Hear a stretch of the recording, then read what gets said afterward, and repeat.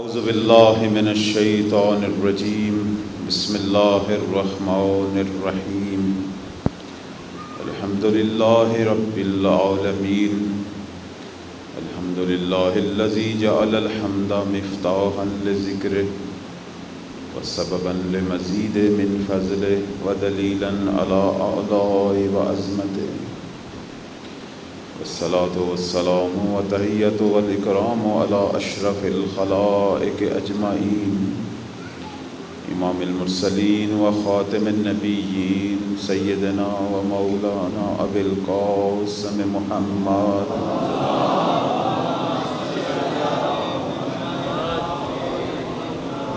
وعلى آلہ الطیبین الطاہرین المعصومین المظلومین المنتجبین سیما بقیت اللہ الامام المہدی فی الارض القائم بالحق الذین اذهب اللہ عنہم الرجس وطہرہم تطہیرا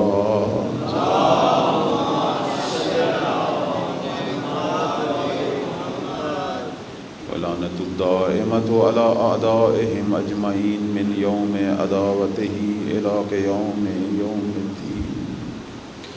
اما بعد فقد قال اللہ تبارک و تعالی فی کتابہ المجید وهو اصدق القائلین وقولہ الحق اعوذ باللہ من الشیطان الرجیم ومن قتل مظلوما فقد جعلنا لولیہ سلطانا فلا یسرف فی القتل انہ کان منصورا صلوات پڑھیں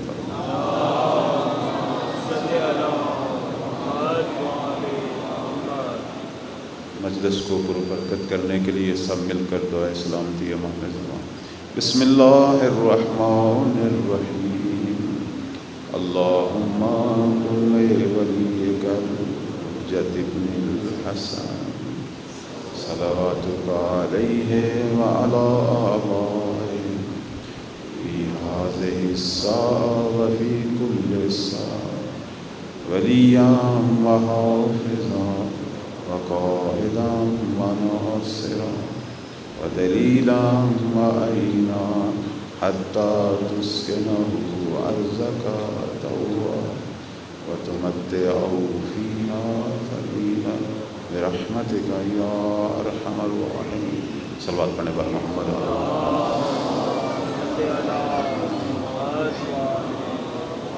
مومنین کرام، پروردگار آپ سب کی غم حسین کی عبادت قبول و منظور فرمائے، سوائے غم حسین کے کوئی غم نہ دیکھنے۔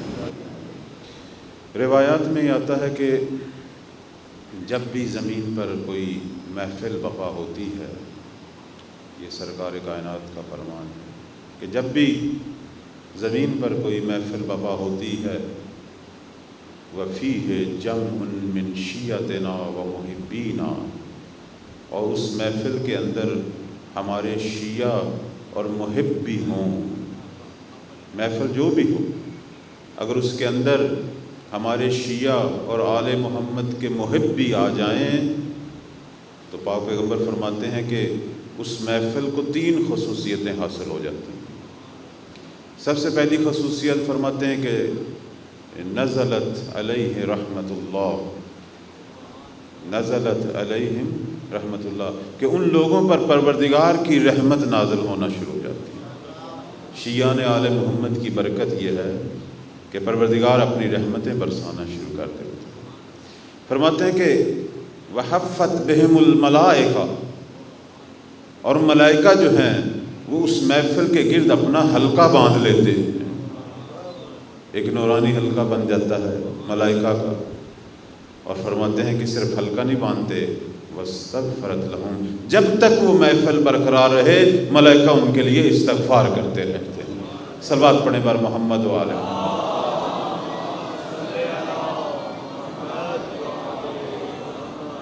اور اگر اس محفل کے اندر ذکر سید الشہداء شروع ہو جائے، اللہ، اس کی عظمتوں کو تو کوئی بھی نہیں جانتا۔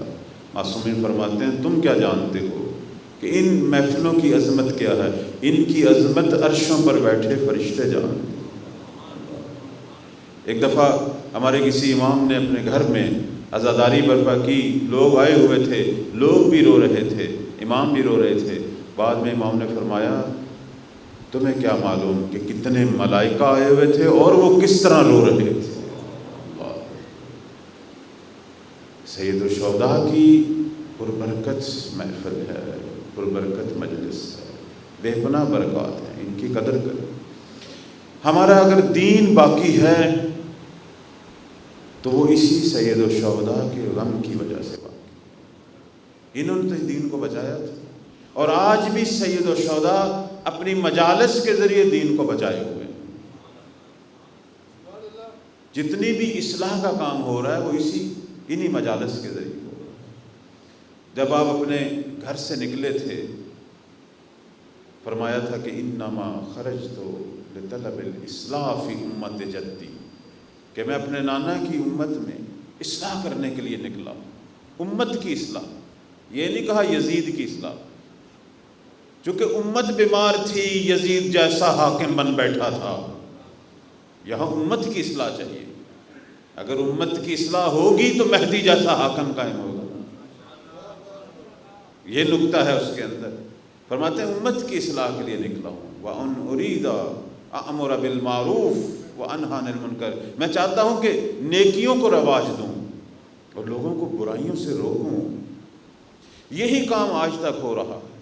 ہماری مجالس کا اصل ہدف بھی یہی ہے کہ نیکیوں کو رواج ملے، اس میں اصول دین بیان ہوں، فروع دین بیان ہوں، مواعظ بیان ہوں، اخلاق بیان ہوں، یہاں عبودیت کی تعلیم دی جائے، یہاں اطاعت مولا سکھائی جائے۔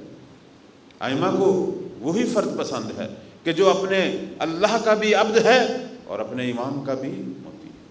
اصل میں ہماری زندگی یہی ہے کہ ہم پروردگار کے عبد بنیں اور اپنے زمانے کے امام کی اطاعت کریں۔ اس کی عبودیت کی تکمیل اس وقت ہوگی جب ہم زمانے کے امام کی معرفت پیدا کریں اور اس کی اطاعت کریں۔ یہ میں نہیں کہہ رہا، یہ رسالت مآب کا فرمان ہے۔ فرماتے ہیں کہ من ماتا ولم یعرف امام زمانہ ماتا میتتاً جاہلیہ۔ یہ آپ نے کئی بار یہ فرمان سنا ہوگا۔ اس کے اندر جو پیغام ہے وہ یہ ہے کہ کسی بھی زمانے میں اگر کوئی شخص زمانے کے امام کی اطاعت معرفت پیدا نہیں کرتا، زمانے کے امام کی معرفت، پچھلے اماموں کی معرفت ہے اسے، بات پچھلوں کی نہیں ہو رہی، توجہ چاہوں گا، بات پچھلوں کی نہیں ہو رہی، وہ اپنی جگہ ہے، لیکن جس کے زمانے میں سانس لے رہا ہے اس کی اطاعت کے بارے میں، اس کی معرفت کے بارے میں گفتگو کر رہا ہوں۔ الحمدللہ ہم شیعوں کو دو اماموں کی تو بہت معرفت ہے، امیر المومنین کی معرفت ہے، سید الشہداء کی، یہ اسی ممبر کے صدقے، لیکن کچھ جگہ پہ ہم تھوڑا سا کمزور پڑ گئے ہیں، کچھ اماموں کا صرف نام کا پتہ ہے، باقی اور جس امام کی برکت سے ہم سانس لے رہے ہیں اس سے تو بہت زیادہ غفلت ہے۔ تو پاک پیغمبر فرماتے ہیں کہ جس زمانے کے امام کی تو امت ہے، اگر اس کی معرفت تجھے نہ ہو، بے شک پچھلے سب کی ہے، فرماتے ہیں کہ جاہلیت کی موت مرے گا۔ اب جاہلیت یہاں کیا ہے؟ ہمارے علماء یہ کہتے ہیں کہ جاہلیت جو ہے اگر رسالت مآب کی زبان سے نقل ہو تو اس سے مراد کفر کی موت ہے، چونکہ جب سرکار جاہلیت استعمال کرتے ہیں تو قبل از اسلام جاہلیت ہے، ہاں جب امام کہے جاہلیت تو مراد بعد از اسلام جاہلیت ہے، چونکہ ایک جاہلیت اسلام سے پہلے تھی، وہ کیا تھی؟ لوگ کافر تھے، مشرک تھے۔ ایک جاہلیت اسلام کے بعد ہے، وہ کون سی ہے؟ لوگ منافق ہیں، منحرف ہیں، یہ ہے جاہلیت۔ دیکھ، یہ فرمان سرکار کا ہے، فرماتے ہیں کہ اگر زمانے کے امام کی معرفت نہیں ہے وہ جاہلیت کی موت مرے گا۔ پھر فرماتے ہیں اسلام پہ نہیں مرے گا، ماتا یہودیہ نصرانیہ لیسا بمسلم، ہو سکتا ہے یہودی مر جائے، عیسائی ہو کے مر جائے، لیکن اس کی موت اسلام پہ نہیں آئی۔ یعنی اتنی ضروری ہے زمانے کے امام کی معرفت، اتنی ضروری ہے۔ ہمارے ائمہ سے یہ سوال ہوتا تھا کہ مولا اگر ایک شخص 12 اماموں کا ماننے والا ہے، 11 کی معرفت ہے، 12ویں کی نہیں ہے، تو اس کا کیا بنے گا؟ فرماتے تھے جنت کی خوشبو بھی نہیں سونگھ سکتا۔ کہتے تھے مسلمان ہے مومن نہیں ہے، مسلمان ہے مومن نہیں ہے، اور جنت مومنوں کی جگہ۔ تو پھر مسلمان ہونے کا کیا فائدہ ہے؟ ہاں اس کے ہاتھ کا کھانا پینا حلال ہے، توجہ رکھیں نکتہ اس میں، وہ مسلمان ہے پر ہاتھ کا کھانا پینا حلال ہے، لیکن اگر وہ چاہتا ہے کہ جنت میں ہم ائمہ کے جوار میں زندگی گزارے تو پھر ہم 12 کے 12 کی معرفت پیدا کریں۔ اب میں تھوڑی سی تشریح کروں گا لفظ معرفت کی کہ معرفت ہوتا کیا ہے۔ حدیث تو آپ نے کئی بار یہ سماعت فرمائی ہوگی۔ معرفت کسے کہتے ہیں؟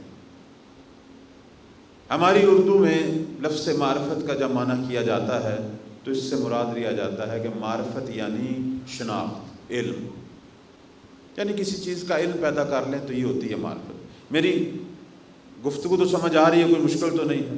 بہت توجہ آپ کی طرف۔ معرفت یعنی شناخت۔ ماشاءاللہ جوان تشریف فرما ہیں، اہل علم حضرات موجود ہیں۔ عام طور پر ہماری اردو میں یہ معنی، لیکن یہ معنی ٹھیک نہیں ہے۔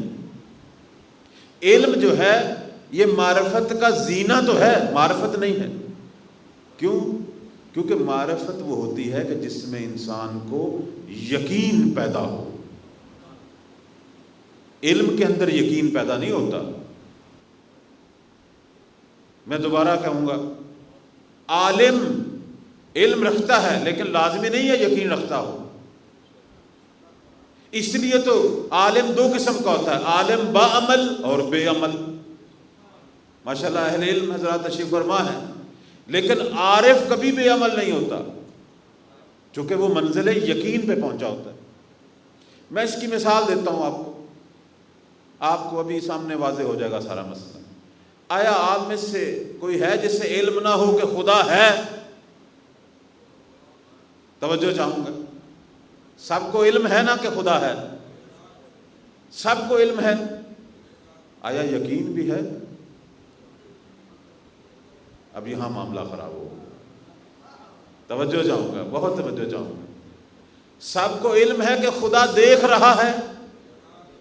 بھئی ہم مسلمان گھر میں پیدا ہوئے ہیں، سب کو علم ہے کہ خدا دیکھ رہا ہے، لیکن آیا خدا کی آنکھ پہ یقین بھی ہے یا نہیں؟ ہاں یہ اور چیز ہے، یہ اور چیز ہے۔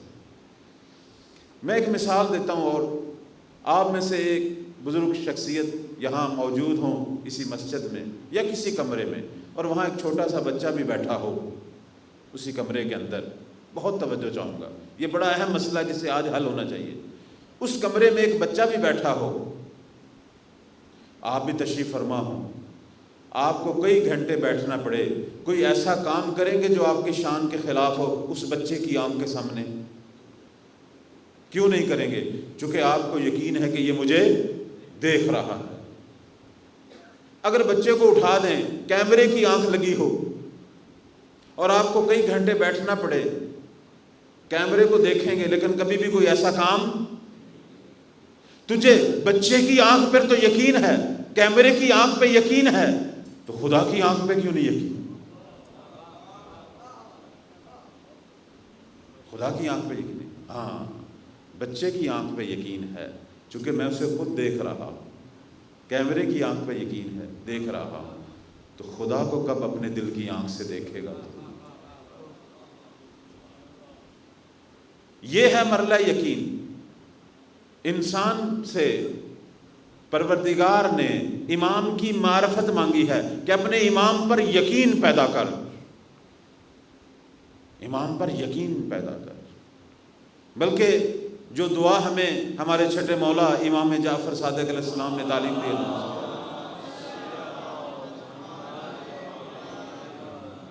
اس دعا کے اندر مولا نے کہا ہے کہ 3 معرفتیں ہمیشہ ہر نماز کے بعد اللہ سے مانگا کر۔ 3 معرفتیں۔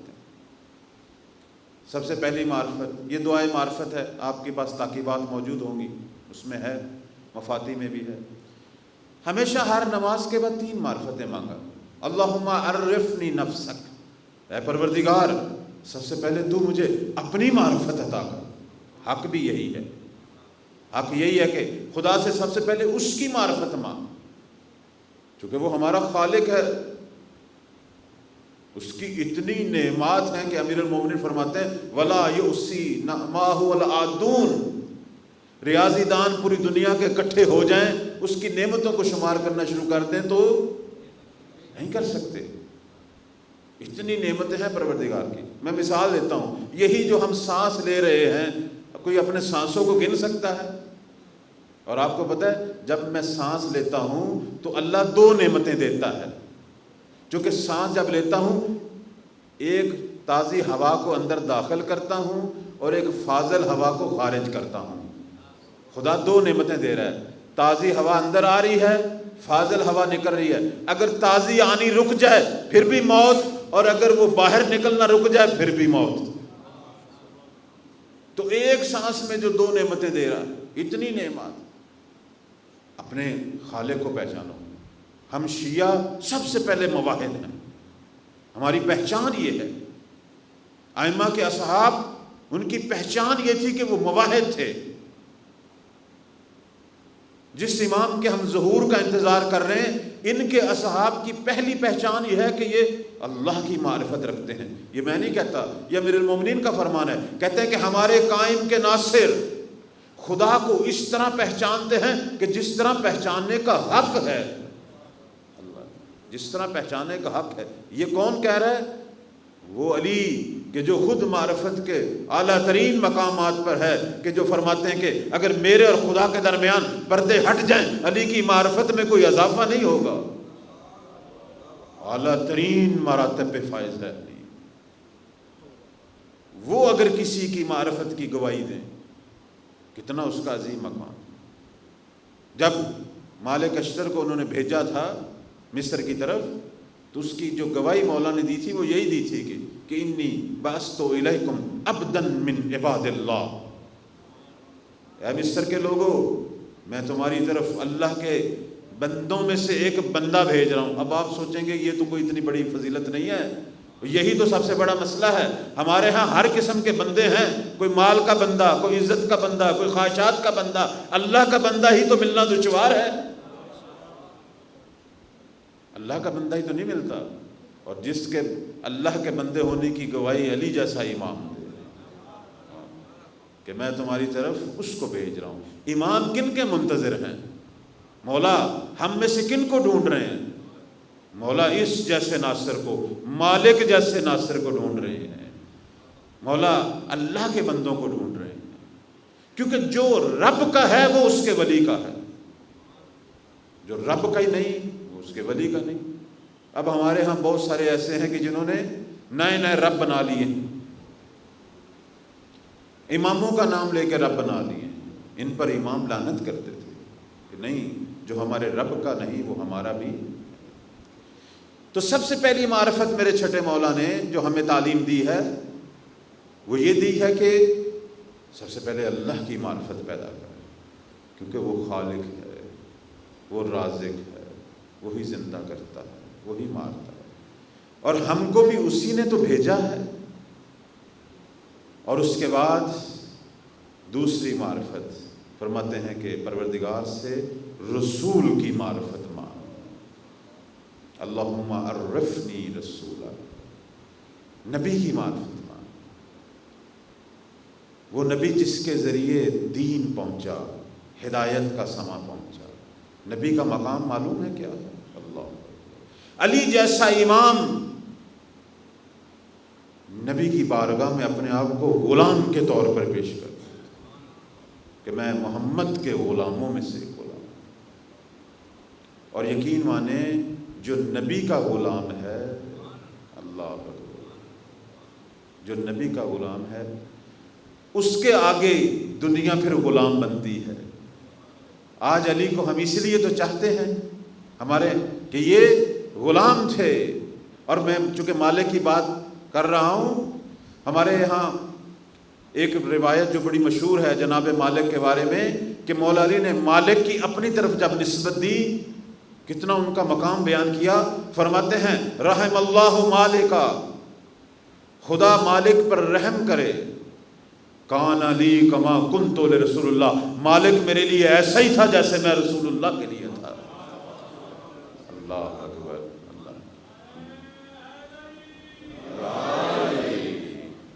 مولا فخر کرتے تھے مالک پر جس طرح نبی فخر کرتے تھے علی پر.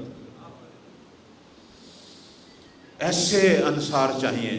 نبی کو جس طرح اللہ نے علی جیسا ناصر دیا، اللہ نے بھی علی کو مالک جیسے ناصر. مالک کو یاد کر کے بعد میں مولا رویا کرتے تھے، بہت روتے تھے جب مالک کی شہادت ہوئی. این مالک، این اخوانی فی الدین، رویا کرتے تھے مولا. کہتے تھے تمہیں کیا پتا مالک کون. فرماتے تھے کہ مالک اس پہاڑ کی بلند ترین چوٹی کا نام ہے کہ جہاں کوئی عقاب بھی اپنا پر نہیں مار سکتا. یہ صرف مولا کے ناصروں کی میں مثال دے رہا ہوں، اس لیے دے رہا ہوں کہ سمجھیں مہدی کن کا انتظار کر رہے ہیں. صرف اس پہ توجہ رکھیں. اور مالک کے بارے میں معصوم فرماتے تھے کہ لا ارا مثلہ بعدہ، میں مالک کے بعد مالک جیسا نہیں دیکھتا. تو سب سے اہم ترین معرفت جو ہے پروردگار کی معرفت کے بعد وہ پیغمبر کی معرفت ہے. ایک بڑی عجیب سی جو مشکل ہم دیکھ رہے ہیں وہ یہ ہے کہ پتہ نہیں کوئی عجیب سی تقسیم ہو گئی ہے. کچھ لوگوں نے اللہ کو سنبھال لیا ہے، کچھ فرقوں نے رسول کو سنبھال لیا ہے، اور کچھ نے صرف مولا علی کو سنبھال لیا. رسول ہمارے تو ہیں، چونکہ رسول کی ساری سنتوں پر تو ہم عمل کر رہے ہیں. یہ عزاداری کن کی سنت ہے؟ رسول کی سنت ہے. اصل میں لبیک یا رسول تو ہم کہہ رہے ہیں. جن کو انہوں نے اوصیاء کے طور پر متعارف کروایا ان کو ہم اپنا امام مانتے ہیں. جہاں رسول نے خوشی کا اظہار کیا وہاں ہم خوشی کا اظہار کرتے ہیں. جہاں رسول نے غم منایا وہیں ہم ہی تو غم منا رہے ہیں. یہ عزاداری جو ہے وہ سنت رسول تو ہے. اصل میں لبیک یا رسول ہمارا نعرہ ہے. اگر غور سے کریں جس طرح کا وضو رسول کرتے تھے وہ ہم کر رہے ہیں، جس طرح کی نماز وہ پڑھتے تھے ہم پڑھ رہے ہیں. جس ہستی کو انہوں نے باب العلم کہا تھا ہم اس سے اپنا امیر المومنین کہتے ہیں. جس طرح ہم تمسک کرتے ہیں کوئی بھی نہیں کر رہا. لیکن پھر شرم کیوں کرتے ہیں؟ کیوں ذکر کم ہے؟ کیوں توجہ کم ہے؟ اور اس کے بعد معصوم فرماتے ہیں تیسری معرفت اپنے پروردگار سے مانگنی ہے. وہ یہ مانگ کہ اللہم عرفنی حجتک، پروردگارا مجھے اپنی حجت کی معرفت عطا فرما. اگر حجت کی معرفت حاصل نہ ہو زللت عن دینی، دین سے گمراہ ہو جاؤں. تو تین معرفتیں ہمیشہ ہر نماز کے بعد اپنی دعا میں پروردگار سے مانگا کر کہ پروردگار تجھے تین یقین دے. پروردگار کی آنکھ پر بھی یقین دے، رسول کی آنکھ پر بھی یقین دے، اور زمانے کے امام کی آنکھ پر بھی یقین دے. کیونکہ تین آنکھیں تجھے ہمیشہ دیکھتی ہیں. یہ میں نہیں کہہ رہا، قرآن اٹھائیں. پروردگار قرآن میں فرما رہا ہے وَقُلْ اِعْمَلُوا فَسَيَرَ اللَّهُ عَمَلَكُمْ وَرَسُولُهُ وَالْمُؤْمِنُونَ. اے لوگو عمل کرو، تمہارے عمل کو خدا دیکھ رہا ہے، اس کا رسول دیکھ رہا ہے، اور مومنوں کا ایک گروہ. ائمہ فرماتے ہیں کہ یہاں مومنوں کے گروہ سے مراد ہم امام ہیں. تم ایک دوسرے کا عمل نہیں دیکھتے، ہم ائمہ معصومین ہیں جو تمہارے اعمال کو دیکھتے ہیں. اللہم صلی علی محمد. ہمارے عمل کو خدا بھی دیکھ رہا ہے، رسول کی ذات بھی دیکھ رہی ہے، اور ہمارا زمانے کا امام بھی دیکھ.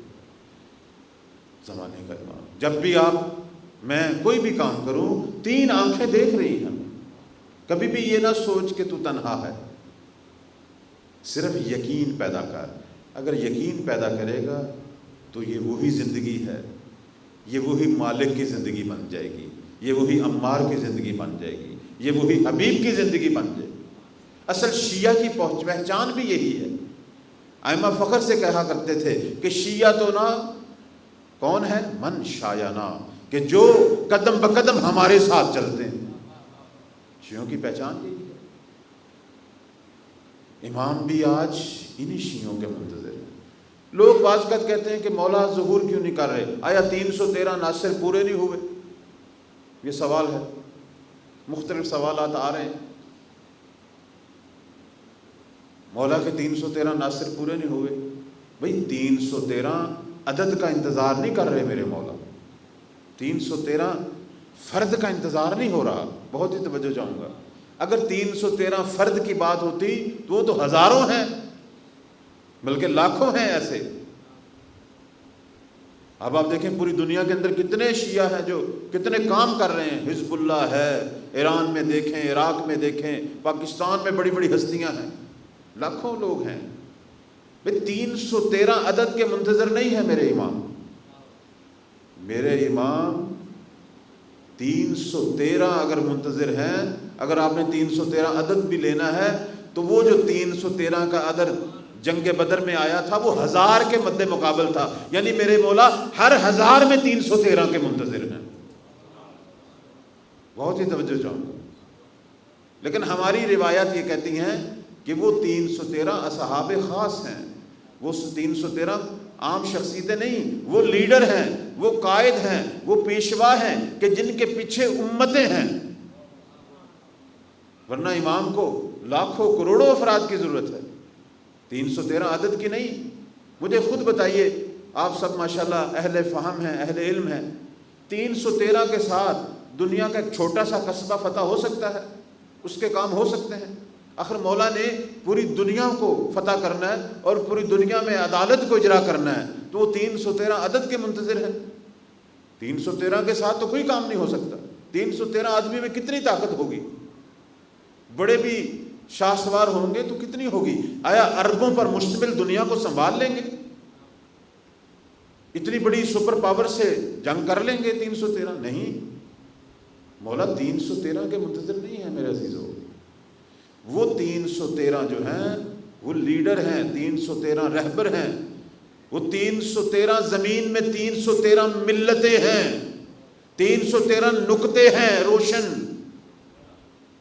چونکہ انشاءاللہ آگے میں علامات ظہور کی گفتگو کروں گا۔ علامات ظہور میں یہ ہے کہ مولا کے ظہور سے پہلے ہی ایک یمن میں سے ایک یمنی رہبر قیام کرے گا جو پورے یمن کو مولا کے ظہور کے لیے تیار کرے گا، جس کی بہت زیادہ تعریف کی گئی ہے۔ یہ یمن کا رہبر پورے یمن کو منقلب کرے گا اور مہدی کے ظہور کے لیے تیار کرے گا۔ جب امام ظہور کریں گے تو یہ رہبر 313 میں سے ایک ہوگا۔ اگر ہم 313 کو بیان کریں تو ہم یوں کہہ سکتے ہیں کہ 313 کا مطلب ایران کا خامنائی، عراق کا سیستانی، لبنان کا نصر اللہ، نائجیریا کا زکزائی اور یمن کا عبد المالک، اس جیسے 313 قائدوں کی مہدی کو ضرورت ہے کہ جن کے پیچھے 313 ملتیں ہوں۔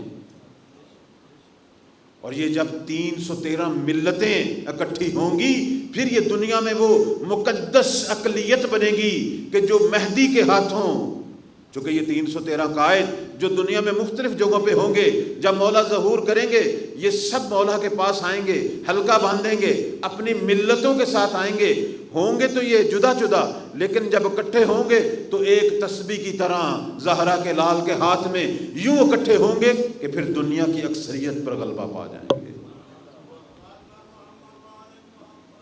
اللہ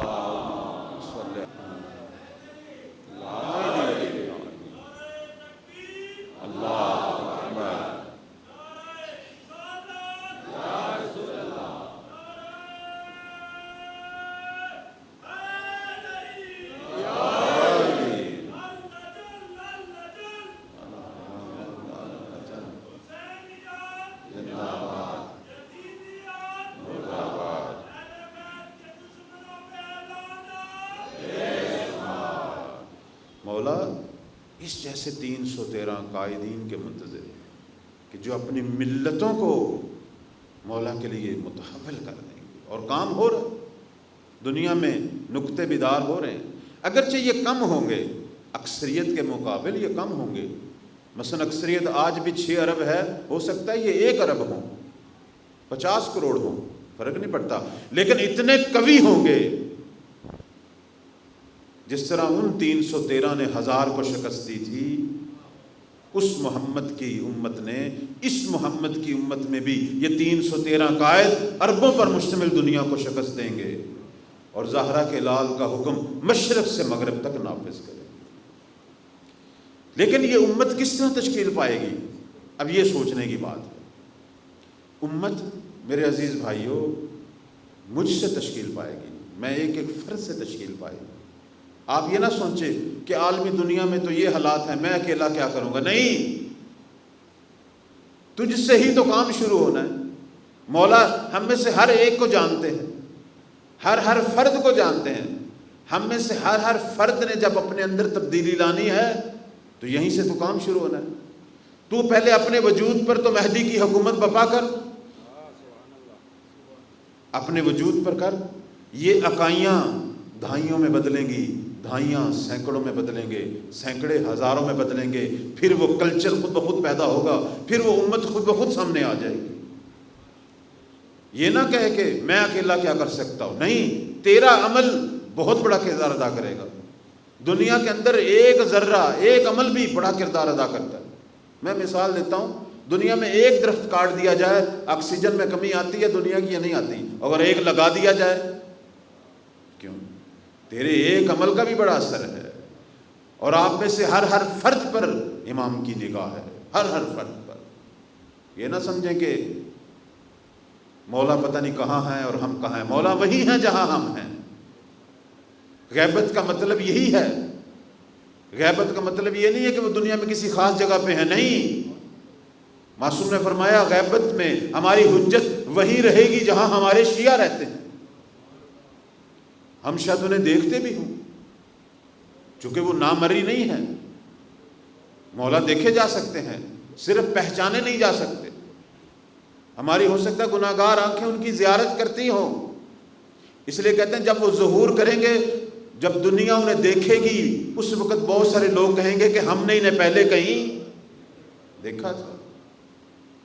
امام دیکھے جاتے ہیں۔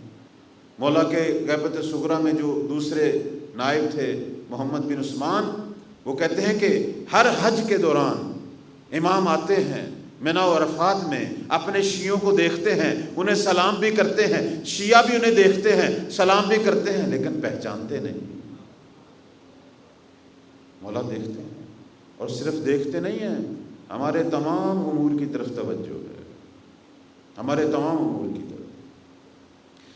میں بسا اوقات یہ کہتا ہوں کہ ہم لوگوں نے اپنے اوپر ایک ظلم کیا ہوا ہے، وہ کیا کہ ہم نے مولا سے گفتگو کرنے کے لیے نیمہ شعبان رکھی ہوئی ہے۔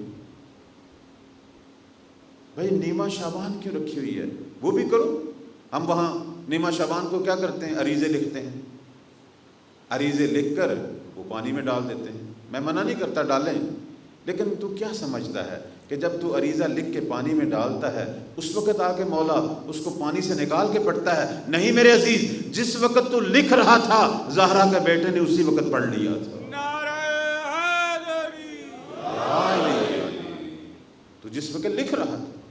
آج ہم ناقص علم لوگ ایسی چیزیں ہم نے ایجاد کر لی ہیں، ایسے میسنجر ہیں، ایسی ایپس ہیں، جوان بچے یہاں بیٹھے ہیں کہ آپ لکھ رہے ہیں، مشرق میں بیٹھے مغرب والا پڑھ رہا ہے، اسی ٹائم پڑھ رہا ہے۔ جب تو اپنے ناقص علم سے اتنی ترقی کر سکتا ہے تو وہ جو سارے علوم کا وارث ہے وہ بھی تیرے تمام امور پہ۔ آیت اللہ بہجت یہ فرمایا کرتے تھے، مومن تو جب اپنے دوست سے بات کرتا ہے اس کے کان میں بعد میں جاتی ہے، مہدی کے کان میں پہلے آتی ہے۔ تیرا مولا تیرے سارے امور کی طرف توجہ رکھتا ہے، تیرے انتظار میں ہے کہ کب یہ ملت بیدار ہوگی۔ کچھ جگہ ملتیں بیدار ہو چکی ہیں، کچھ جگہ انتظار مولا کا ہو رہا ہے کہ یہ ملت کب بیدار ہوگی۔ ہر ملت میں یہ میرا مومن کب بیدار ہوگا، کب میری طرف توجہ کرے گا، کب اپنے امام کی طرف توجہ کریں گے۔ اپنے امام سے توسل کیا کریں، ہر روز توسل کیا کریں۔ یہ اللہ کی نعمت ہے، خدا نے ہمیں عطا کیا ہوا ہے، یہ پروردگار کی طرف سے عطا شدہ ہادی ہے، اللہ نے اسے تمام طاقتوں سے نوازا ہوا ہے۔ ہمیشہ ہمارے ہادی ایسے تھے۔ میرے چھٹے مولا امام جعفر صادق علیہ السلام، اللہم صلی اللہ علیہ وسلم، ان کو ایک مومن خط لکھتا ہے کہ مولا آپ بہت دور ہیں، کبھی کبھی آپ سے بات کرنے کو دل کرتا ہے، لیکن آپ ہیں بہت دور اور آپ کی طرف آنے میں کئی مہینے لگ جائیں گے، آپ مدینہ میں ہیں، ہم خراسان میں ہیں۔ تو میرے مولا نے جواب دیا، ہے مومن، ہم سے بات کرنے کے لیے آنے کی ضرورت نہیں، تو کہہ دیا کر، خدا پہنچا دیا کرے گا، یہی ہوا پہنچا دے گی۔ آج بھی ہمارے میسج کون پہنچا رہی ہے؟ آج بھی ہماری آواز جو ہے وہ کون لے کے جا رہی ہے؟ یہی ہوا۔ تو یہ ہوا خدمت گزار ہے زمانے کی حجت کی، وہ ان تمام قوتوں کے مالک ہیں، وہ ہمارے تمام امور پر نظر رکھتے ہیں۔ تو اپنے امام سے توسل کیا کریں۔ کیوں نہیں کرتے؟ آیا ہم بے وارث ہیں؟ ہمارا وارث موجود ہے، اللہ نے ہمیں اتنی بڑی نعمت دی ہوئی ہے، اور اس کے بارے میں سوال ہوگا۔ وہ جو حدیث معرفت میں نے پڑھی، وہ اس لیے پڑھی ہے کہ روز محشر پروردگار سوال کرے گا کہ تجھے میں نے امام جیسی نعمت عطا کی تھی، تو نے اس کی معرفت کیوں نہیں پیدا کی؟ ہر امام کی امت سے سوال ہوگا۔ ہم سے امیر المومنین کا سوال نہیں ہوگا، مولا حسین کا سوال نہیں ہوگا، وہ بھی ہمارے امام ہیں، ہم نے ان سے درس لینا ہے۔ جس کی امت ہے، جس کے پیچھے معشور ہیں، ان کا بھی سوال ہے، وہ اعتقادی امام ہیں، لیکن جس کی امت بن کے ہم نے معشور ہونا ہے، چونکہ 12 کے 12 کی معرفت ہونی چاہیے، محدود نہیں کرنا چاہیے۔ ان پر اعتقاد ضروری ہے، وہ ہمارے ایمان کا حصہ ہے، لیکن جس کے بارے میں خدا پوچھے گا، جس کی معرفت واجب ہے، وہ زمانے کا امام ہے۔ البتہ اس سے یہ نہ سمجھیں گزشتہ امام، وہ تو میں نے پہلے بتا دیا، ائمہ نے فرمایا کہ ہم میں سے اگر کوئی 11 کو مان لے، 12ویں کو نہ مانے، اب وہ کوئی بھی 12واں ہو، تو وہ جنت کی خوشبو نہیں سونگھ سکتا۔ 12 کے 12 کی معرفت ضروری ہے، لیکن جس کے بارے میں اللہ پوچھے گا، جس کے پیچھے معشور ہونا ہے، وہ وہی امام ہے جس کی ہم امت ہے۔ ہم سے مہدی زہرا کے بارے میں سوال ہوگا، اتنی بڑی نعمت تمہیں دی تھی، تم نے معرفت پیدا کی ہے، تم نے اس سے استفادہ کیا ہے یا نہیں کیا؟ اس کی برکتوں سے ہم کر سکتے ہیں، ہم اپنے امام سے کیوں نہیں استفادہ کرتے؟ ان سے کیوں نہیں فیض لیتے؟ کبھی توسل تو کر، کبھی اپنے امام کو پکار تو صحیح، ہر روز پکارا کر، کیوں سال میں ایک بار؟ ہر روز لکھنا ہے تو ہر روز لکھ، بولنا ہے تو ہر روز بول، ان تک آواز جاتی ہے، وہ توجہ فرماتے ہیں، ہم کوئی بے وارث تو نہیں ہیں، وہ ہمارے تمام امور پر نظر رکھتے ہیں، تمام امور پر، ایک ایک شخص کے امور پر نظر رکھتے ہیں، عالمی سطح کے تمام امور پر بھی ان کی نگاہ ہے، اور ایک ایک فرد کے امر پہ بھی ان کی نگاہ ہے، ایک ایک فرد کے امر۔ ہم میں سے ایک ایک فرد، جیسے میں ایک مثال کے طور پر ایک واقعے کی طرف اشارہ کروں گا کہ مولا کی معرفت جو ہے، اس میں اپنے امام کی طرف توجہ اگر کرنی ہے تو اس میں ایک بنیادی شرط ہے، اگر یہ کہتا ہے نا مجھے یقین پیدا ہو، وہ اللہ سے مانگ، معلومات حاصل کر، امام کے بارے میں اپنے تمام سوالوں کا جواب حاصل کر، دعائے معرفت بھی پڑھ، لیکن پھر بھی یقین نہیں آئے گا۔ یقین کب آئے گا؟ جب تو گناہ کو ترک کرے گا، یہاں سے ہوتی یقین کی ابتدا، چونکہ جب تو ان کی آنکھ کا حیا کرنا شروع کر دے گا، پھر یقین کی وادی میں داخل ہے۔ تو ایک گناہ اپنے مولا کی خاطر آج چھوڑ کے دیکھ، کل دیکھ کتنا تیرا دل نورانی ہوتا ہے، پھر اگلا گناہ بھی چھوٹتا چلا جائے گا۔ تو آغاز تو کر، تو ایک قدم بڑھائے گا، وہ 10 قدم تیری طرف بڑھائے گا۔ ایک ہم میں سے ہر شخص پہ وہ ملنے آتے ہیں، ہم نہیں انہیں پہچانتے، وہ تو آتے ہیں، تو ان کی خاطر اپنے آپ کو تھوڑا سا تو سنوار۔ ایران کا ایک شخص جس کو بڑا شوق تھا امام سے ملاقات کا، وہ تو ہمارے دلوں میں بھی ہے، اب اسے کسی نے بتا دیا یہ چلہ کاٹ، تیری مولا سے ملاقات ہو جائے، اس نے وہ بھی چلہ کاٹ لیا، نہیں ہوئی، اس نے کہا یہ والا کاٹ، یہ والا۔ میں یہاں عرض کروں گا کہ یہ جو چلے ہیں ان کی کوئی حقیقت نہیں ہے۔ محمد و آل محمد نے مہدی زہرا سے ملاقات کے لیے کوئی چلہ نہیں بتایا۔ میں واضح کر دینا چاہتا ہوں، ہماری روایات میں کوئی چلہ نہیں لکھا۔ جو چیز لکھی ہے وہ یہ لکھی ہے کہ ان کے ظہور کے لیے کثرت سے دعا کر اور ان کی معرفت حاصل کر اور اپنے امام کی اقتداء کر۔ یہ چیزیں ہیں لکھی ہوئی، چلے نہیں لکھے ہوئے۔ اب یہ جو طرح طرح کے لوگ ہمارے ارد گرد بیٹھے چلے بتاتے ہیں، ان کی کوئی حقیقت نہیں، یہ ان کی اپنی باتیں ہیں، یہ محمد والے محمد کے فرامین نہیں ہیں۔ چلوں سے امام سے ملاقات نہیں ہوتی، تو عمل تو کر، وہ خود ملنے کے لیے آ جائیں گے۔ چلوں سے نہیں ہوتی ملاقات، نہ ان چلوں کی حقیقت ہے۔ اب اس کو کسی نے بتا دیا کہ یہ چلہ ہے، اس نے وہ چلہ کاٹ دیا، نہیں ہوئی۔ اتنے چلے کاٹے کہ آخر میں مایوس ہو گیا، سوچنے لگ گیا پتہ نہیں وہ ہیں بھی یا نہیں۔ اللہ، اب جب امام نے دیکھا کہ یہ مایوس ہو گیا ہے، اب مولا نے اس کو بلانے کا انتظام کر لیا۔ توجہ ہے نا میری طرف؟ اب مولا نے اس کو بلانے کا انتظام کر لیا۔ اپنے گھر میں بیٹھا ہوا ایک دق الباب ہوئی، ایک شخص آیا، اس نے کہا تیرا نام یہ ہے؟ ہاں میرا فلاں بازار میں فلاں دکان پہ مولا تشریف فرما ہے اور تجھے بلا رہے ہیں۔ حیران ہوا کہ جب میں چلے کاٹتا تھا، میں پھر عرض کروں گا چلوں کی کوئی اہمیت نہیں، چونکہ اگر چلے حقائق ہوتے تو پھر ہر شخص مولا کو دیکھتا، پھر غیبت نہ رہتی۔ ملاقات ہوتی ہے، کب ہوتی ہے؟ جب وہ خود چاہتے ہیں، میرے تیرے چاہنے سے نہیں ہوتی۔ جب وہ خود چاہتے ہیں اس وقت ہوتی ہے ملاقات۔ اب یہ گیا اس دکان پہ، دیکھا ایک بوڑھے شخص کی دکان ہے اور کرسی پہ عظیم شخصیت تشریف فرما ہے۔ پوچھا آپ مولا ہیں، صاحب العصر والزمان آپ ہیں؟ فرمایا ہاں اے مومن، میں ہی تیرا امام ہوں، لیکن میرے پاس بیٹھ اور اس دکاندار کو دیکھ یہ کیا کر رہا ہے۔ اللہ اکبر، یا اب دکاندار کو دیکھنا شروع کر دیا۔ بوڑھا آدمی تھا، اس کی دکان تھی، وہ سیکنڈ ہینڈ چیزوں کا کام کرتا۔ ایک خاتون آئی، یہ قبل از انقلاب ایران کا واقعہ ہے، کتابوں میں لکھا ہوا ہے۔ اس زمانے میں ایران کی کرنسی شاہی تھی، اب تومان ہے، شاہی چھوٹا روپیہ تھا، تومان سے چھوٹا۔ وہ ایک خاتون آئی، اس نے کہا کہ یہ چیز میں نے خریدی ہے 10 شاہی کی، ابھی میں نے اسے استعمال نہیں کیا، بالکل نہیں ہے، ہاتھ بھی لگایا، لیکن مجھے پیسوں کی ضرورت ہے، میں اسے بیچنا چاہتی ہوں۔ کوئی مجھے 3 شاہی دیتا ہے، کوئی 5 شاہی دیتا ہے، تو تھوڑے مجھے 6 شاہی دے دے مثلا۔ اس شخص نے اس کی چیز کو اٹھایا، غور سے دیکھا، کہا بی بی یہ تو بالکل تم نے استعمال ہی نہیں کی، بازار میں اس کی قیمت 10 شاہی ہے، میں تجھے 9 شاہی دوں گا اور کل اسے بیچوں گا تو 1 شاہی کا پرافٹ لے لوں گا۔ توجہ ہے نا میری طرف؟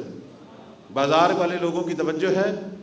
پرافٹ کی حد معین ہے، دکانوں کا پرافٹ یہ نہیں ہے کہ جتنا میرا دل کرے، جتنا دل کرے نہیں ہے۔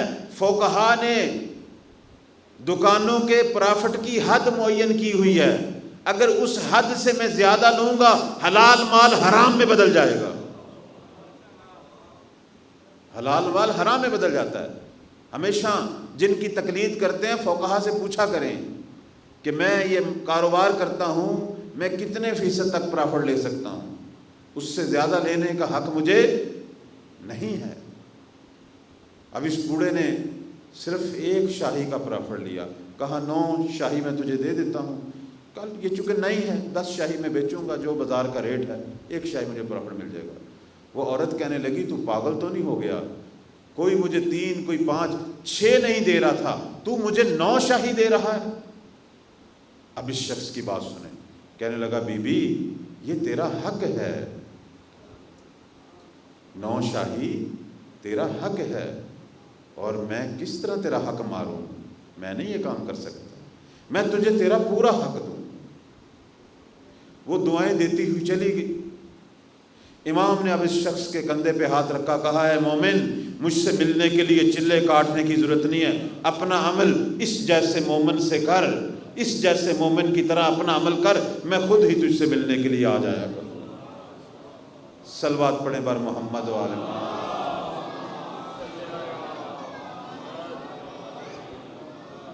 غائب ہیں لیکن ان کی توفیقات ہمیں شامل حال ہیں، ہمارے تمام امور پر ان کی نظر ہے، تمام امور پر، حتیٰ کہ عالمی امور پر ان کی نظر ہے، اور یہ انہی کی تو توفیقات ہیں۔ یہ پروردگار نے یہ جو حجت کی شکل میں ہمیں نعمت عطا کی، اصل تو پروردگار ہے، اس نے یہ ولی عطا کیا کہ جو ہمارے تمام امور پر نظر رکھے۔ آپ نے ایران کے واقعات میں، انقلاب میں پڑھا ہوگا کہ واقعہ طبس، گوگل پر سرچ کریں، صحرائے طبس میں کیا ہوا امریکی ہیلی کاپٹروں اور جہازوں کے ساتھ، کہ جب انقلاب آیا تھا اور سفارتخانے، امریکی سفارتخانے کو انہوں نے بند کیا اور ان کو گرفتار کیا، جاسوسی کا اڈا تھا، تو امریکہ نے اس وقت حملے کا پروگرام بنایا اور طاقتور ترین جہاز اور ہیلی کاپٹر بھیجے ایران پر حملہ کرنے کے لیے، کہ جس سے ایرانی حکومت کے ریڈار جو ہیں وہ نہیں دیکھ سکتے تھے، نہ ان کا مقابلہ کر سکتے تھے۔ بڑی عجیب صورتحال تھی۔ امام خمینی کے پاس آئے، وہ مرد مومن، یہ ہیں ان لوگوں میں سے کہ جن کے بارے میں عرض کر رہا ہوں کہ جن کا انتظار امام کریں، کہ جن کے پیچھے ملت ہے، جو مولا کے ظہور کی راہ ہموار کرتے ہیں۔ خمینی جب انقلاب لائے تھے تو اسی لیے لائے تھے کہ ہم مولا کے ظہور کے لیے راہ ہموار کر رہے ہیں، میں اپنی مملکت کو تیار کر رہا ہوں مہدی کے ظہور کے لیے۔ ہدف تو یہی تھا ان کا، اور یہی ہے۔ ان سے کہا گیا کہ یہ جہاز آ رہے ہیں، ہم کیا کریں؟ انہوں نے کہا کہ جو ہم کام کر سکتے تھے ہم نے کر دیے، جو نہیں کر سکتے تو وہ کرے جس کی مملکت ہے۔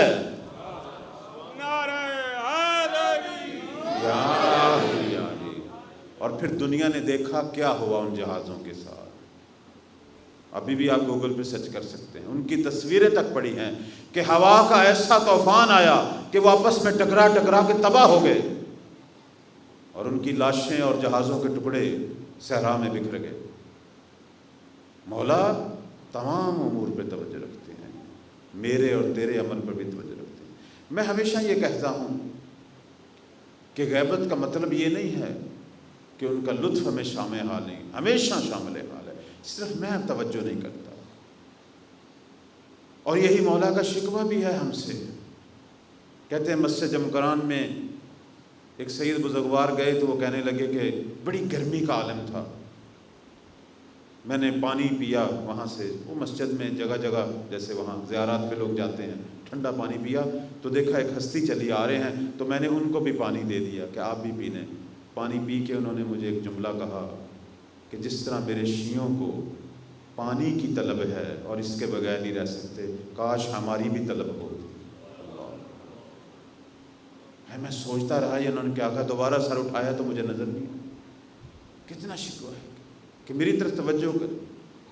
امام پانی سے بھی زیادہ مہم ہے، چونکہ یہ جو پانی ہم پی رہے ہیں یہ تو اسی کے وجود کی برکت سے تو ہے۔ مولا انتظار کر رہے ہیں، اور میں آپ کی خدمت میں عرض کروں گا کہ ہمیشہ، کل بھی میں نے یہ کہا تھا کہ ہمیشہ جب مولا سے توسل کریں، باتیں کریں، تو اپنے گزشتہ خطاؤں کا جبران کرنے کے لیے مولا سے یہ بات کیا کریں کہ مولا مجھے اپنا خدمت گزار ناصر بنا، اسی دور میں مجھے کوئی خدمت عطا کر کہ میں تیری خدمت کروں، میں اس دنیا سے جاؤں تیری خدمت کرتا ہوا جاؤں، یہ دعا کیا کر۔ اور مولا اپنے خدمت گزار ناصروں کا بڑا خیال رکھتے ہیں، بڑی توجہ رکھتے ہیں۔ بے پناہ واقعات ہیں۔ ایک واقعے کی طرف جو ہمارے اپنے ملک کی ایک عظیم شخصیت کے ساتھ پیش آیا، مولانا افضل حیدری صاحب نے مجھے سنایا تھا، اور وہ شخصیت کون ہے؟ علامہ سید صفدر حسین نجفی مرحوم محسن ملت۔ ایک صلوات پڑھیں بر محمد و آل محمد۔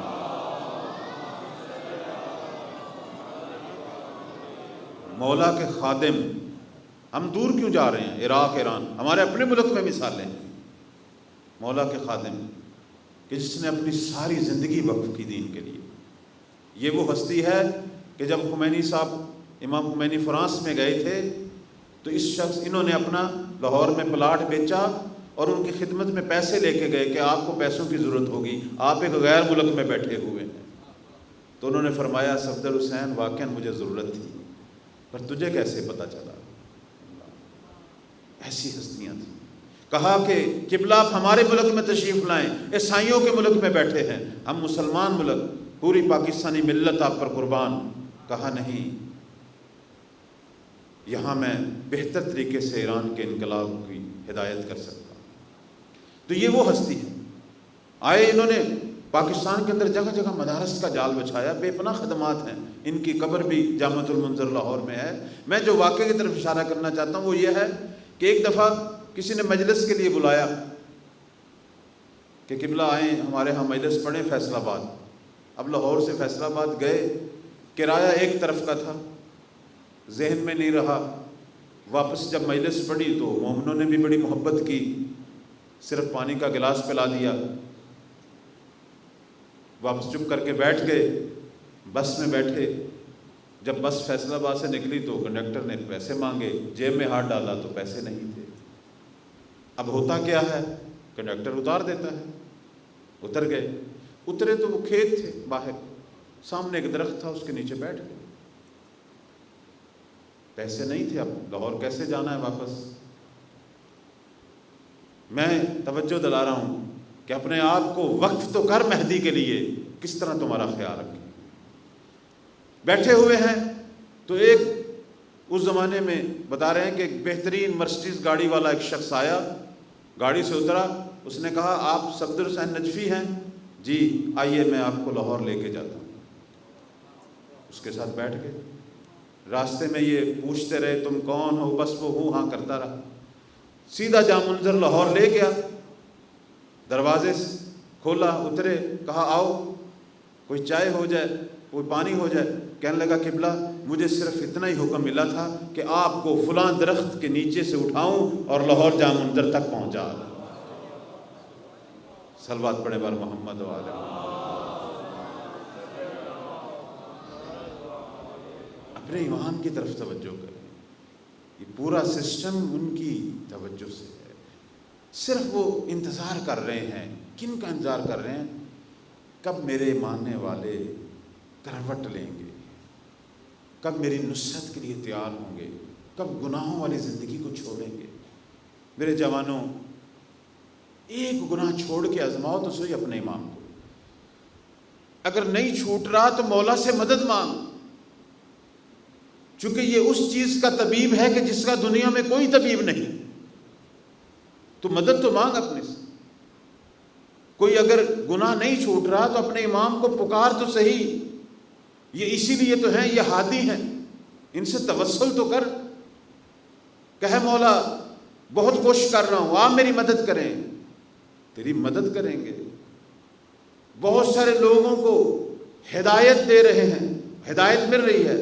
یہ تو زندہ امام ہے جس کی صف اعضاء پہ بیٹھے ہیں، اس کے اندر اتنی طاقت ہے کہ تا ظہور ہزاروں ملتوں کو، پتہ نہیں کتنے لوگوں کو، خود سید الشہداء جو ہیں وہ قبر میں موجود ہیں اور ہدایت دے رہے ہیں۔ سید الشہداء سے ہدایت مل رہی ہے، اماموں سے تو ہدایتوں کے چشمے بہتے ہیں۔ اب کسی کو کربلا کے واقعات میں کتنا اختلاف ہو جزیات میں، لیکن اس میں اختلاف نہیں ہے، دنیا کی ہر قوم، ہر ملت مانے گی کہ حسین آج بھی ہادی ہے اور بے پناہ لوگوں کو راہ ہدایت دکھا رہا ہے۔ یہی مجالس، حتیٰ کہ حسین سے جو محبت کر لیتا ہے وہ راہ ہدایت پہ آنا شروع ہو جاتا ہے، اتنا اثر ہے۔ وہ امام جس کو شہید ہوئے 1400 سال ہو گئے ہیں، ان کے اندر اتنی طاقت ہے، جو وقت کا زندہ زہرا کا لال ہے، اس پر توجہ کرو۔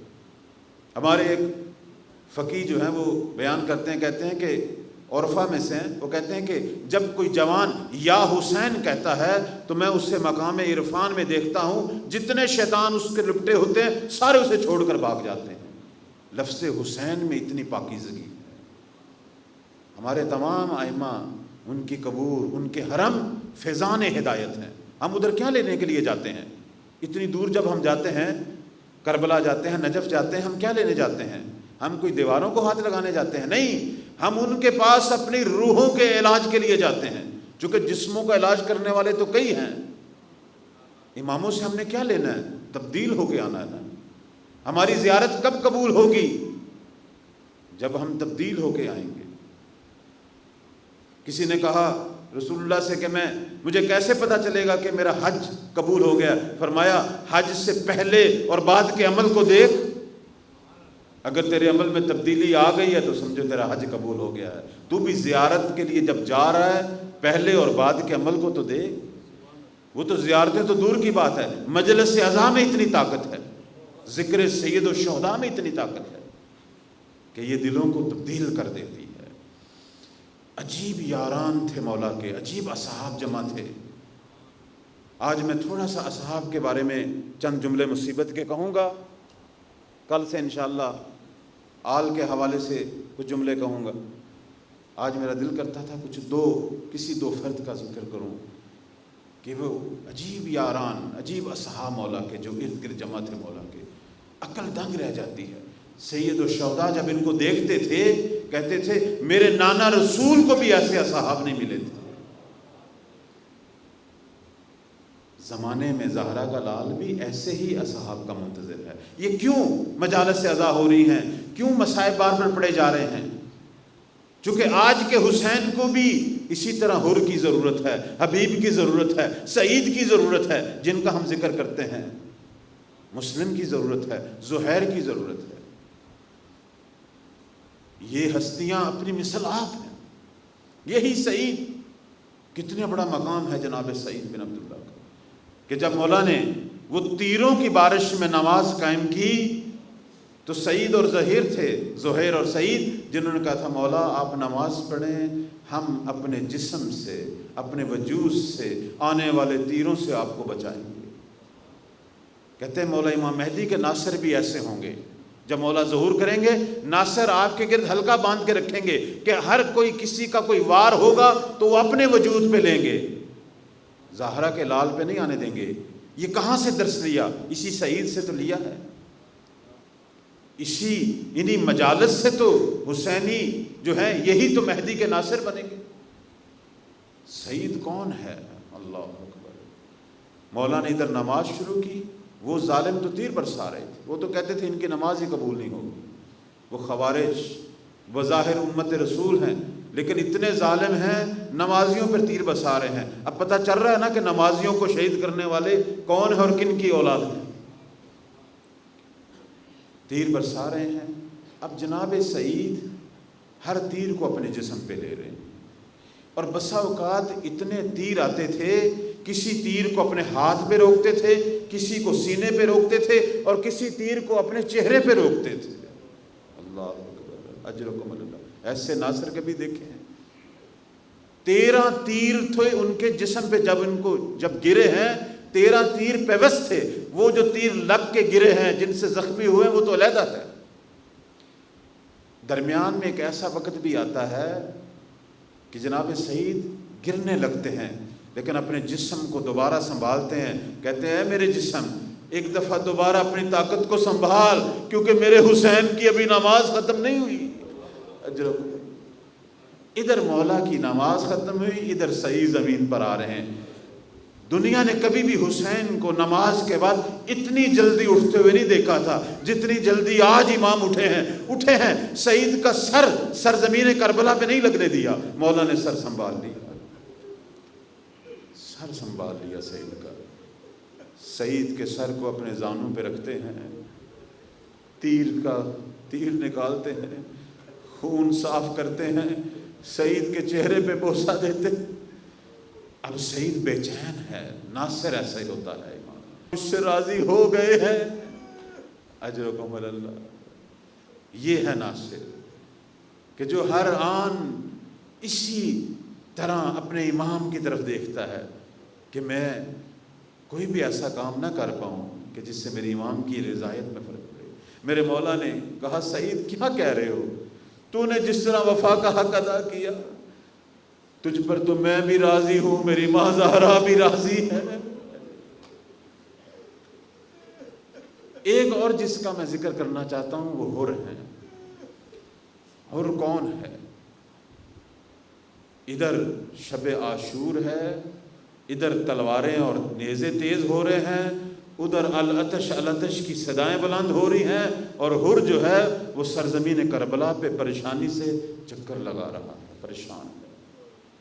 آتا ہے عمر ابن سعد کے پاس، کہتا ہے کہ کیا واقعاً کل تم نے زہرا کے لال پہ حملہ کرنا ہے؟ اس نے کہا ابن زیاد نے یہی تو حکم دیا ہے کہ ان سب کے سر قلم کیے جائیں اور ہاتھ کاٹے جائیں، بازو کاٹے جائیں۔ اب حر باہر آیا عمر ابن سعد کے خیمے سے، جسم کانپ رہا ہے حر کا۔ اس کے ایک دوست نے دیکھا، اس نے کہا حر تو کانپ رہا ہے، تو ان 72 سے ڈرتا ہے؟ اگر مجھ سے کوئی پوچھتا کوفہ میں بڑا بہادر اور شاہ سوار کون ہے تو میں تیرا نام لیتا، تو ان سے ڈر رہا ہے؟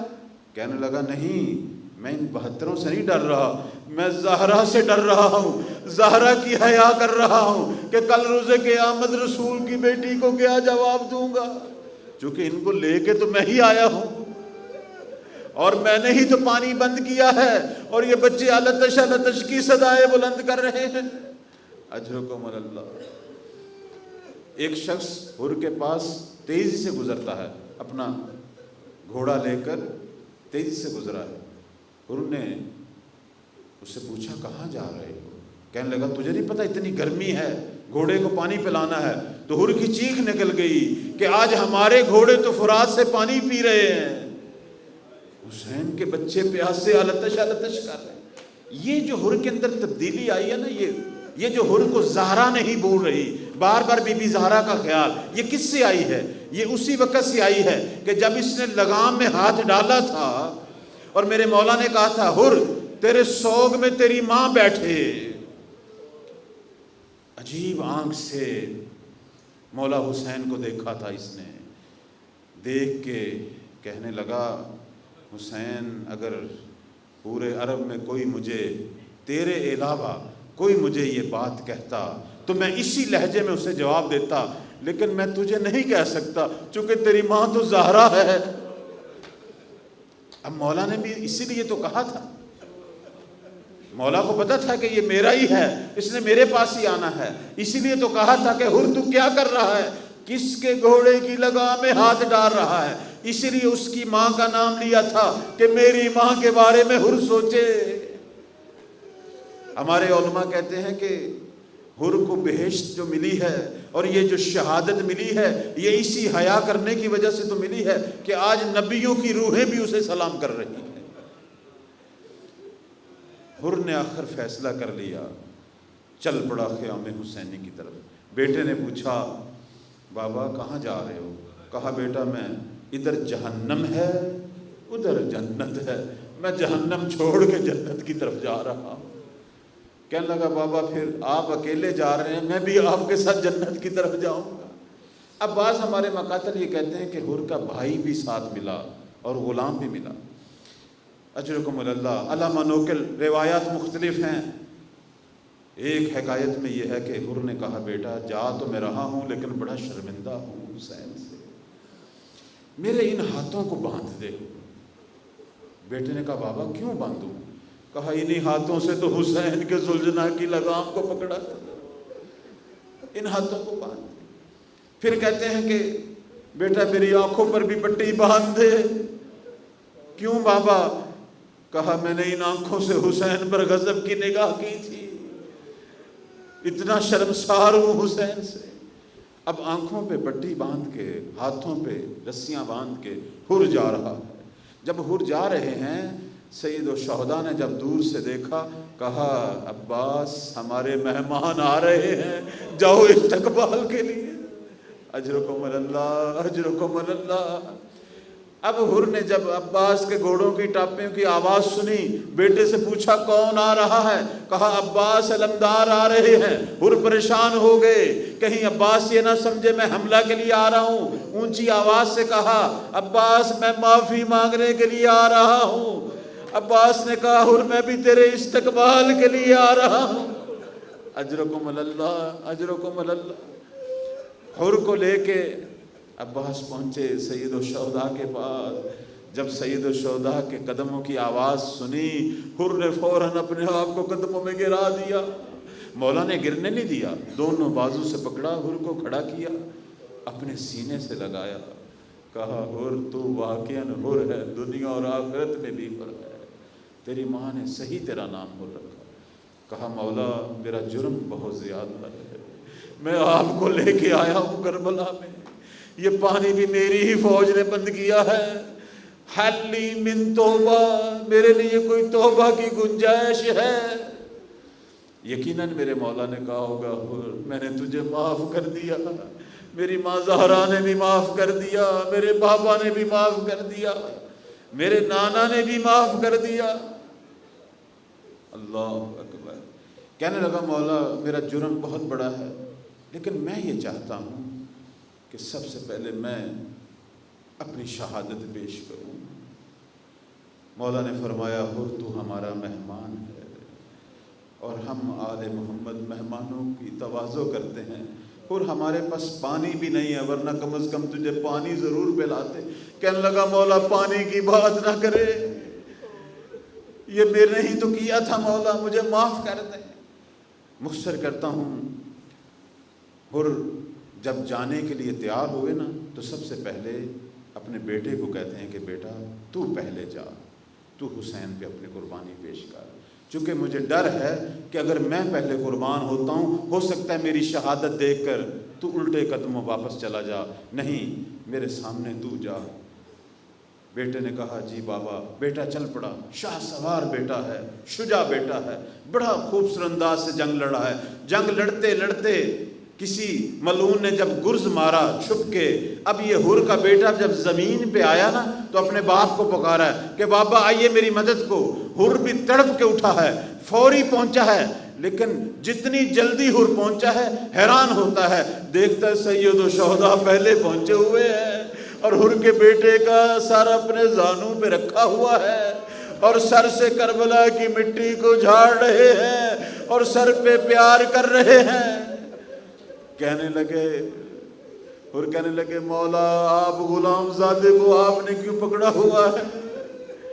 بیٹے نے آخری ہچکی لی، دنیا سے چلا گیا، اب مولا اس کی لاشے کو اٹھا رہے ہیں۔ کہنے لگا مولا یہ زحمت نہ کریں، اس غلام زادے کو، میں آپ کا نوکر ہوں، میں غلام ہوں، میں ہی اس کی لاش اٹھاؤں گا، آپ یہ زحمت نہ کریں۔ مولا نے کہا نہیں حر پیچھے ہٹ جا، یہ میں ہی اٹھاؤں گا۔ کہنے لگا مولا نہیں مجھے اجازت ہے۔ مولا نے کہا حر بوڑھا باپ ہو اور جوان کا لاشا ہو، اجرکم اللہ۔ اب مولا خود ہی لاشے کو لے کے گئے۔ میں کہوں گا مولا آپ نے تو حر کو کہہ دیا۔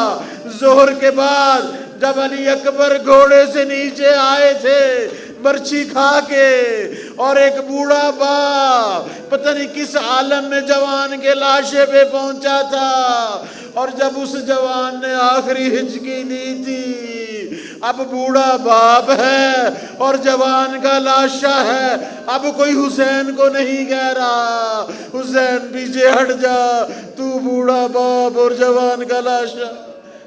اجرکم اللہ، اجرکم اللہ، اجرکم اللہ۔ علی اکبر کا تو عجیب معاملہ تھا۔ بی بی سکینہ کی روایت ہے، کہتی ہے کہ میں نے پورے سفر میں اپنے باپ کو کسی جگہ پر بلند آواز سے روتا ہوا نہیں دیکھا تھا، یہ علی اکبر کا لاشا تھا جس پہ حسین بلند آواز سے روئے تھے۔ اجرکم اللہ، علی لعنت اللہ علی الظالمین، ماتم حسین۔